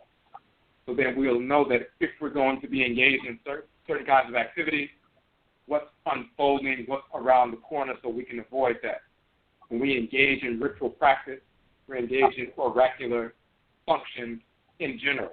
So when you consult with your crowd on a regular basis anyway, or you consult with your Nananom Insamanto, your spiritually cultivated ancestors and ancestors, when something has shifted in the community or shifted in the society within which you're a component part, something has shifted within Asase 4 or the Whites and Offspring are going to create man-made disaster like the Hurricane Katrina, saying them, exploding the levees and so forth. When these things are on the horizon, you're already consistently consulting with your crowd on a regular basis, then they let you know things are about to take place and you need to change lanes and reorient and reroute and so forth ahead of time so you can avoid these things. They'll let you know what the Whites and Offspring are doing ahead of time so you can change lanes and make sure you don't suffer the consequences. This is one of the reasons the Whites and Offspring do not want us to get involved in ancestral religion. And they pretend like it's demon worship and all this other nonsense. That's just propaganda to make us scared of our own tradition. And they try to say it's superstition, and like we talked about in our previous broadcast, the Akan woman and Akan man was also the hoodoo man, hoodoo woman. They start misrepresenting that term, Akan woman and Akan man, as Akan woman and Akan man, and saying we were engaged in charlatanism and superstition and magic and everything else, trying to denigrate our people. The reason they don't want us to get involved, number one, is because the Abosom directs us to exterminate our enemies. So they don't want that to take place, of course, because they lose control. They also don't want us attuning to what's about to take place, what they are already planning, which we can attune to and we can adjust our activities to make sure we don't get caught up in what they're planning. So if they can keep us away from consulting with the Instamako and Abosom, they can keep control over the minds of the people. So, but yes, that's key. Part of that process of dealing with your shrine, dealing with your crop, the kawa, the shrine, is that invocation of Ma'ama. Yes, because it's a process. Like I myself, I was in the Hebrew Israelites, and it was a journey. And once I don't know, it was, I could feel that something was drawing me to where I am now, with the Ajiwafa. And I listened to a lot of people who, like you were saying, that they might be the ones that's getting high and things like that. But I find that the people who are more educated seem to be more lost than those who, you know what I'm saying, that's got, caught up in this system in a bad way, with drugs and everything. You find some of the most educated people, they're the ones that seems to be the worst, and being so conditioned and compromised.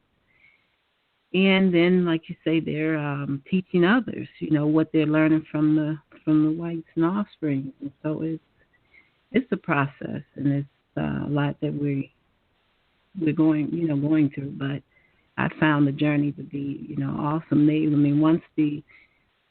Once they were guiding me, it just went really fast, coming to Ajiwafo, and things were just showing me from the Hebrew.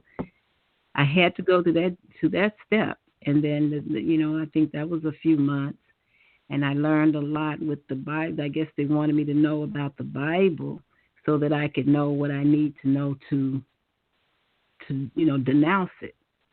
What they're saying is our lies, because a lot of people don't really read the Bible. You just go by what people are telling you. You know what I'm saying? That's the way they teach it. That's the way everybody. So, like I say, it's a process. And when you were talking about the cartoon scholars, I wanted to know: do you know anything? What do you think about Ashir Kwesi? How do you say his name? Ashir Kwesi. You ever heard of him?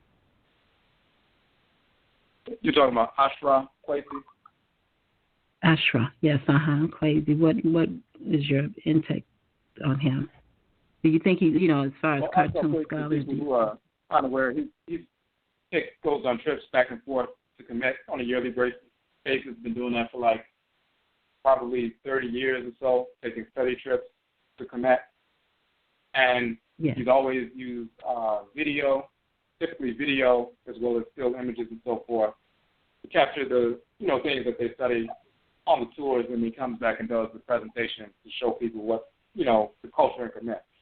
So he's more so like a photo journalist in a sense, go out, into the equipment, go get the first-hand account of the information. Prior to people like him doing that, most of our people were relying on pictures and images and things from Europeans who would take pictures of, temples and tombs and shrines and everything else and using their cameras.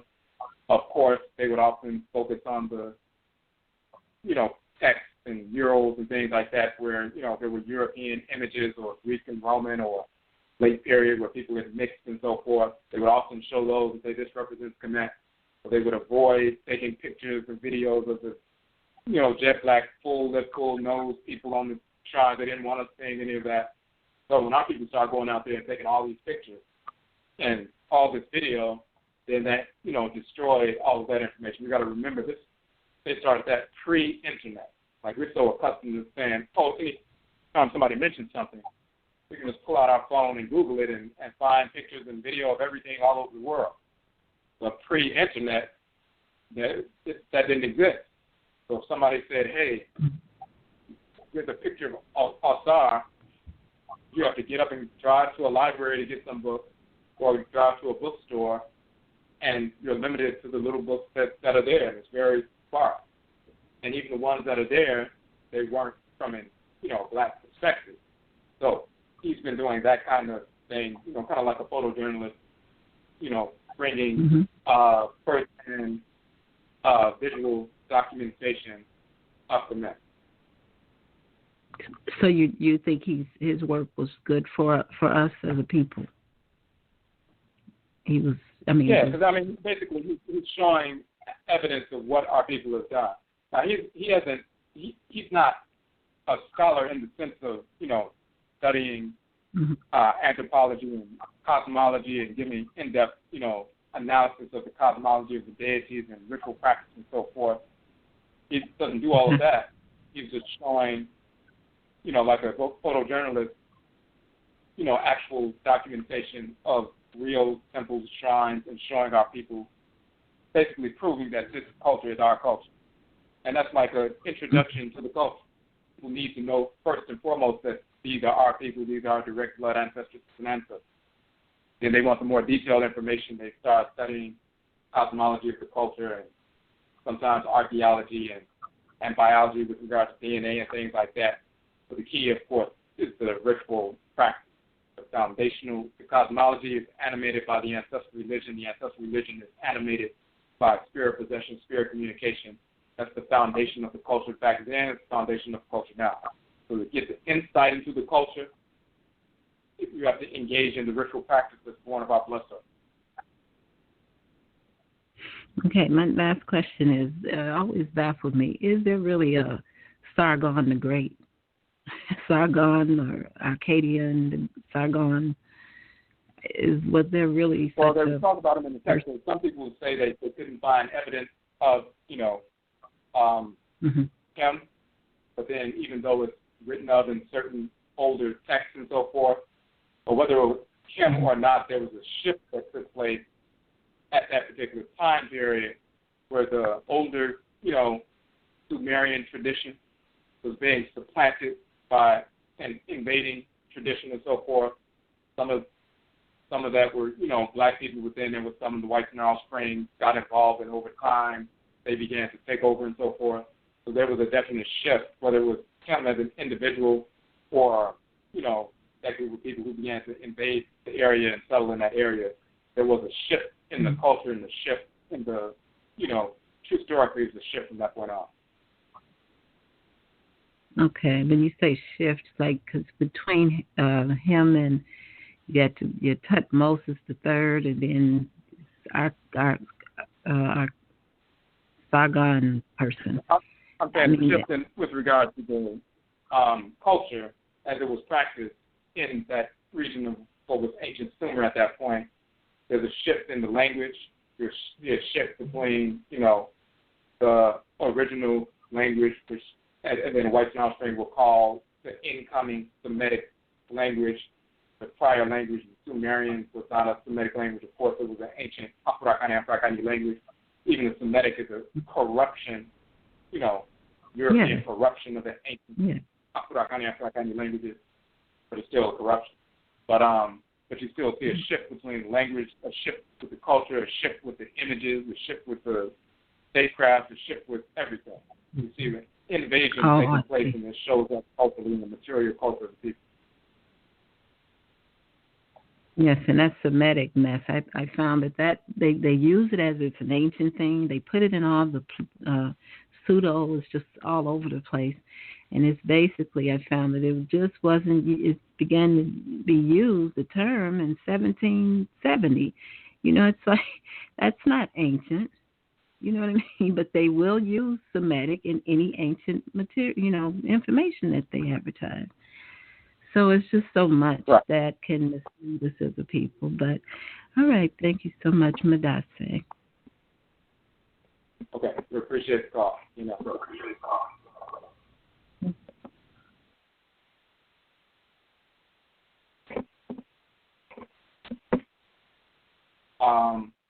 only have a few minutes left in the broadcast. So we read a section from the Okra Complex, The Soul of AKANFO, one of our books. That was in the latter part of the book.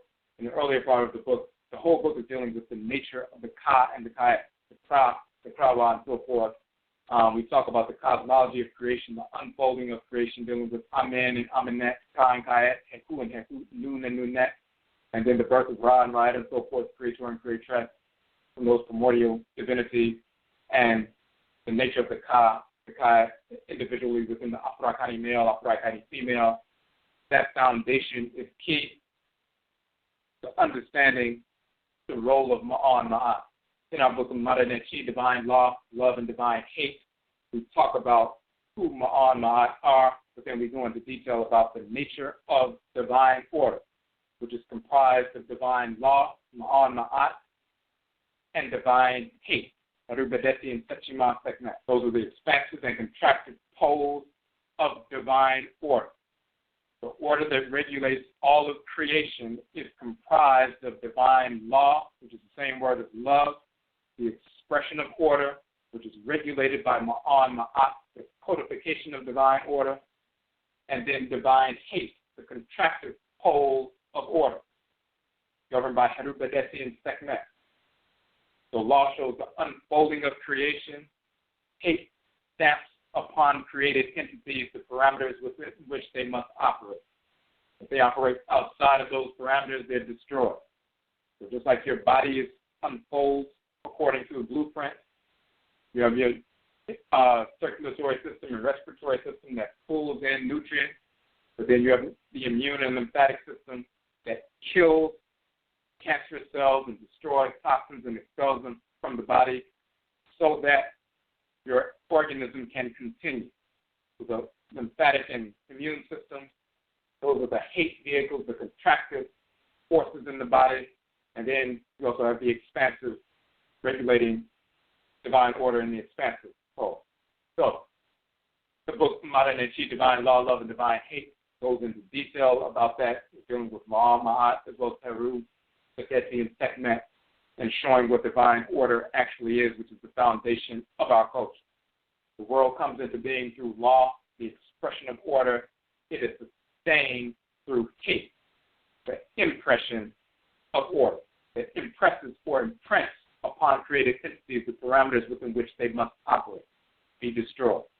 So that's the real perspective, the foundation of Afrocentric thought that many of our people do not have, because the whites and offspring taught them that hate was evil, hate was wrong, or immature, spiritually imbalanced.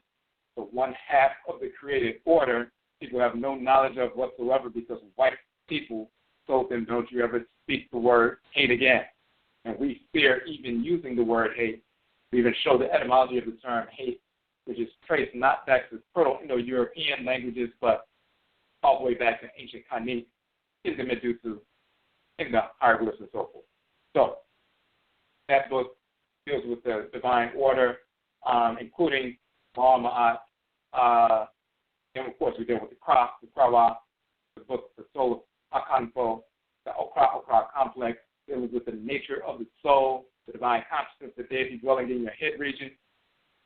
When we talk about purifying the Kra and communicating with that deity and establishing a shrine for that divinity in your home, a place where you can go and communicate with that force in nature and realign yourself, the invocation of Ma'a and Ma'at is part and parcel of that process. We're going to get into some more details about the divinity of Ma'a in this broadcast, in our next broadcast on Ojeda. You can also listen to the information, the cosmological, detailed information in the previous broadcast, the Ntoro God Ma'a and his relationship to the Ntoro goddess Maat. That's on our YouTube page as well. So when you look on this page, the Blog Talk Radio channel, we have now over 250 broadcasts. You can download all of them. They're free downloads from the website. We also have many of them on YouTube as well. Also, our 24 books, the ebook versions are free downloads. Go to our Nhoma page, the publications page on our website, ojidafo.com. You can download all 24 of those books. We also have the soft cover versions that we sell. They range between $8 and $11. And we had a sale last week.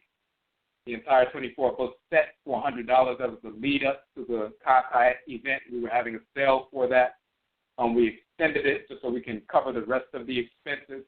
So if you'd like to take advantage of that sale, look on the publications page. We show the entire book set, 24 book set, for $100. That includes shipping. It's actually $91 plus $9 shipping. So that special PayPal button is still on the page for the next 2 days. You can take advantage of that sale as well. Or just purchasing one or more of our books. They range between $8 and $11, so you can take advantage of that as well.